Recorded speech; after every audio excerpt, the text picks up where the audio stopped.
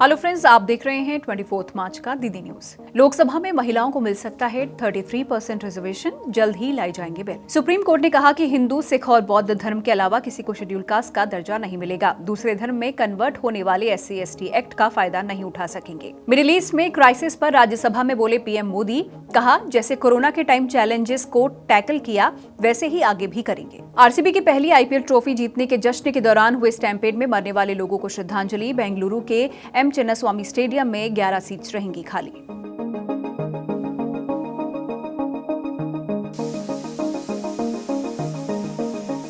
लोकसभा में जल्द ही महिलाओं को 33% रिजर्वेशन मिल सकता है। यूनियन गवर्नमेंट 2029 के जनरल इलेक्शन से पहले इसके लिए 2 बिल ला सकती है।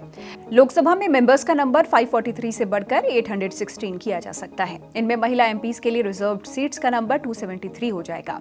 होम मिनिस्टर अमित शाह ने इसे लेकर कहा है कि उन्होंने NDA और नॉन कांग्रेसी अपोजिशन पार्टीज के लीडर्स के साथ मीटिंग की है। सभी के अग्री होने के बाद ही इसी वीक इस बिल को प्रेजेंट किया जा सकता है। आज सुप्रीम कोर्ट ने आर्मी, नेवी और एयरफोर्स की women short service commission officers के हक में फैसला सुनाया है। कोर्ट ने कहा है कि जिन महिला ऑफिसर्स को परमानेंट कमीशन नहीं मिला, अब उन्हें भी पूरी पेंशन मिलेगी। कोर्ट ने कहा है कि महिला ऑफिसर्स को परमानेंट कमीशन ना देना उनकी एबिलिटी की कमी नहीं बल्कि सिस्टम के डिस्क्रिमिनेशन का रिजल्ट है। जस्टिस सूर्यकांत, जस्टिस उज्ज्वल भुइया और जस्टिस N कोटेश्वर सिंह की बेंच ने कहा है कि अब ये माना जाएगा कि इन महिला ऑफिसर्स ने पेंशन के लिए जरूरी 20 साल की सर्विस पूरी कर ली है, भले ही उन्हें पहले ही सेवा से हटा दिया गया हो। सुप्रीम कोर्ट ने एक और मैटर में हियरिंग करते हुए महत्वपूर्ण फैसला सुनाया है। According to Indian Express, court ने कहा है कि सिर्फ हिंदू, सिख और बौद्ध धर्म से जुड़े लोगों को ही शेड्यूल कास्ट का दर्जा मिल सकता है। अगर कोई क्रिश्चियन या फिर किसी और रिलीजन में कन्वर्ट होता है तो वो शेड्यूल कास्ट का दर्जा खो देगा।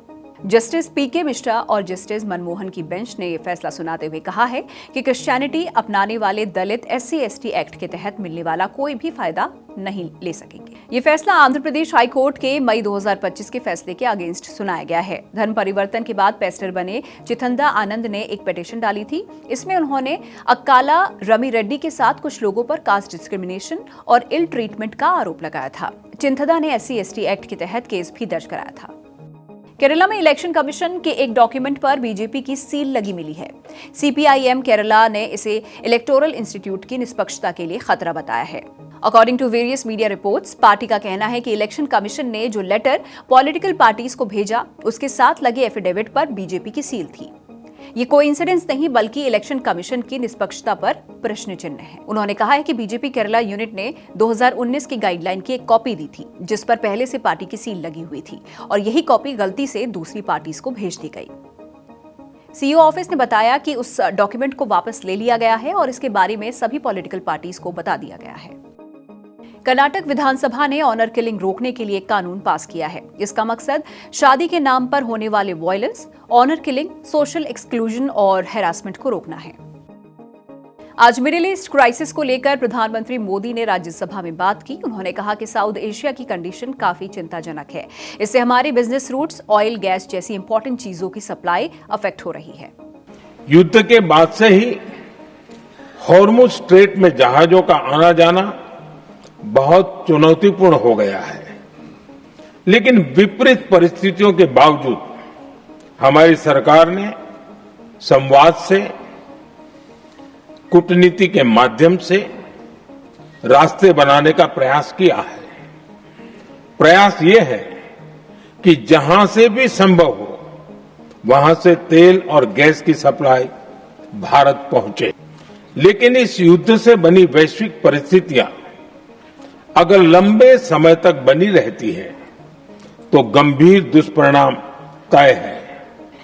इसलिए भारत ने अपनी रेजिलियंस बढ़ाने के लिए जो भी प्रयास बीते वर्षों में किए हैं, उनको और गति दे रहा।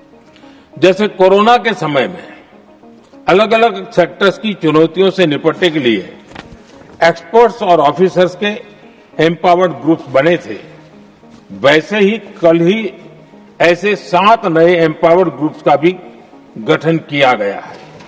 ये group supply chain, petrol diesel, fertiliser, gas, महंगाई ऐसे विषयों पर त्वरित और दूरगामी रणनीति के तहत कार्रवाई करने का काम करेंगे। सरकार ने खाद की पर्याप्त सप्लाई के लिए आवश्यक तैयारियां की हैं।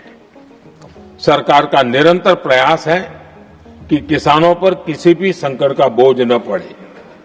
मैं देश के किसानों को फिर आश्वस्त करूंगा कि सरकार हर चुनौती के समाधान के लिए उनके साथ खड़ी है। अमेरिकन प्रेसिडेंट डोनाल्ड ट्रंप ने कहा है कि ईरान अब डील करने के लिए तैयार है। अकॉर्डिंग टू CNN, इसके बाद ईरान की ओर से भी बयान आया जिसमें कहा गया है कि जब तक अमेरिका की ओर से कॉम्पनसेशन, रेस्ट्रिक्शन में राहत और अमेरिकन इंटरफेरेंस के अगेंस्ट गारंटी नहीं मिल जाती, वॉर नहीं रुकेगी। इसी के साथ ईरान ने किसी भी तरह की बातचीत से भी इनकार किया है। इसे लेकर लेटेस्ट इंफॉर्मेशन CBS न्यूज की ओर से आई है। ईरानियन फॉरेन मिनिस्ट्री के एक सीनियर ऑफिशियल ने बताया है कि उन्हें वाया मीडिएटर्स अमेरिका से बातचीत के कुछ मुद्दे मिले हैं और अब उनका एनालिसिस किया जा रहा है। CBS क्लैरिफाइड की बातचीत अभी ना तो पक्की हुई है और ना ही चल रही है। कोलंबिया में एयरफोर्स का Hercules C-130 plane take off करते हुए क्रैश हो गया। एक्सीडेंट में अब तक 66 लोगों की डेथ हो चुकी है and more than 50 are injured. वहीं 4 सोल्जर्स मिसिंग बताए जा रहे हैं। According to AFP, 58 soldiers, 6 air force personnels और 2 पुलिस ऑफिसर्स इसमें मारे गए हैं। कोलंबिया के डिफेंस मिनिस्टर पेड्रो सांचेज ने बताया है कि प्लेन रनवे से अराउंड 1.5 किलोमीटर दूर जाकर गिरा। इसमें 114 सोल्जर्स और 11 क्रू मेंबर्स थे। अकॉर्डिंग टू कोलंबियन आर्मी, इस एक्सीडेंट में 80 सोल्जर्स के मारे जाने के चांसेस हैं। अमेरिका के न्यूयॉर्क में लागार्डिया एयरपोर्ट पर एयर कनाडा एक्सप्रेस का एक प्लेन लैंडिंग के वक्त रनवे पर फायर ट्रक से जा टकराया। इसमें प्लेन का फ्रंट पार्ट पूरी तरीके से डैमेज हो गया है। इस एक्सीडेंट में पायलट और को पायलट की डेथ हो गई है, तो वहीं ट्रक में सवार 2 लोग इंजर्ड हैं। ये फ्लाइट मॉन्ट्रियल से आ रही थी और CRJ 900 प्लेन में टोटल 72 पैसेंजर्स और 4 क्रू मेंबर्स थे। JNU के Atal Bihari Vajpayee school of management and entrepreneurship में MBA बैच 2026 से 28 के लिए एडमिशन प्रोसेस शुरू हो गया है। अप्लाई करने के लिए 31 मार्च लास्ट डेट है। MBA में एडमिशन के लिए सिलेक्शन प्रोसेस 3 फेजेस में होगा। इसमें कैट स्कोर को 70% वेटेज दिया जाएगा। इसके अलावा ग्रुप डिस्कशन को 10% और पर्सनल इंटरव्यू को 20% वेटेज दिया जाएगा। यूनियन गवर्नमेंट ने लोकसभा में बताया कि BEd प्रोग्राम को फिर से 1 साल करने का कोई प्लान नहीं है।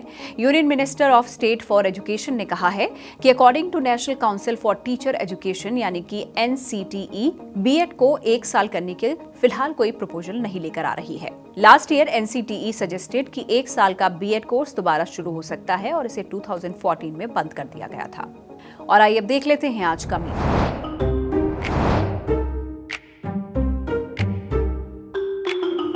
बेंगलुरु के M चिन्नास्वामी स्टेडियम में होने वाले मैचेस में 11 सीट्स हमेशा खाली रखी जाएंगी। साथ ही स्टेडियम के एंट्री गेट पर मेमोरियल प्लैंक और हर मैच से पहले 1 मिनट का मौन भी रखा जाएगा। रॉयल चैलेंजर्स बेंगलुरु और कर्नाटक स्टेट क्रिकेट एसोसिएशन की ये पहल है। पिछले साल एन चिन्नास्वामी स्टेडियम के बाहर हुए स्टैम्पेड में जान गंवाने वाले लोगों को श्रद्धांजलि देने के लिए ये फैसला लिया गया है।